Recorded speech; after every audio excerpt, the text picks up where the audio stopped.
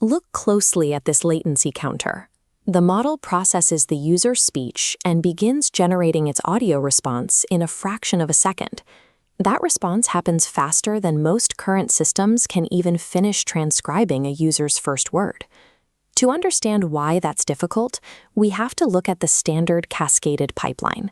Most voice AI runs 3 separate processes: automatic speech recognition to turn voice into text, a large language model to generate a written reply, and finally, text-to-speech to synthesize the audio. Each discrete step requires its own compute time.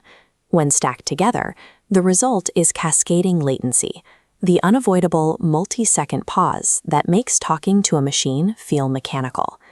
OpenAI's GPT-Realtime-2 endpoints are designed to remove this structural bottleneck. The engineering shift involves moving away from that multi-step chain and toward a native multimodal architecture.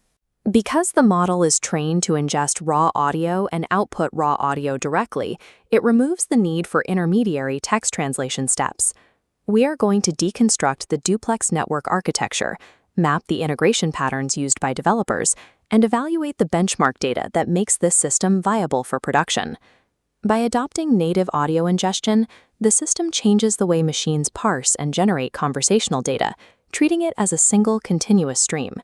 This update includes 3 distinct models to cover different parts of the audio pipeline.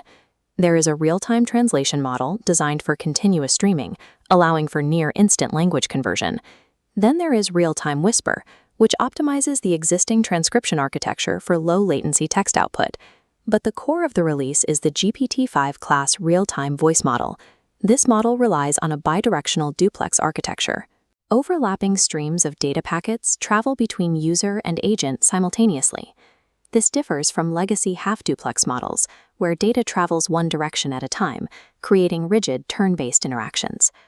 The technical advantage here is that the user can interrupt the agent while it is speaking. Since the model is listening while it is generating speech, it can process the interruption immediately without breaking its internal inference loop. Google showcased an early implementation of duplex communication years ago, but providing that same capability through a programmatic API has been a significant engineering hurdle. Achieving true duplex at the network level allows APIs to operate with the same fluid, interruptible speed we expect from human conversation. To implement this, developers generally follow one of 3 integration patterns. The first is system-to-voice. This pattern converts internal system states, like a software update notification or a task completion, directly into an audio output for the user. The second integration is voice-to-voice.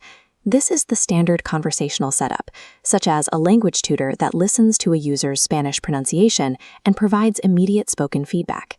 The final branch is voice-to-action. In this pattern, the model triggers native tool calling based entirely on raw audio inputs. For example, if a user gives a voice command to find a route to Bengaluru, the model generates a structured JSON payload directly from that waveform. This direct generation avoids intermediate text transcription errors. This direct path enables the immediate execution of tools, like setting a countdown timer or processing a transaction, with no extra steps. This native audio-to-JSON capability is the foundation for building autonomous voice agents that can actually interact with other software. Plisannen's metrics provide the data needed to validate the jump from version 1.5 to 2.0. On the Big Bench scale, the legacy model scored 81.4%. The new architecture reaches 96.6%. Similarly, the AMC score rose from 34.7 to 48.5%. Across both benchmarks, we see a consistent 15 percentage point performance increase. These improvements are driven by thinking levels that are now available during real-time processing.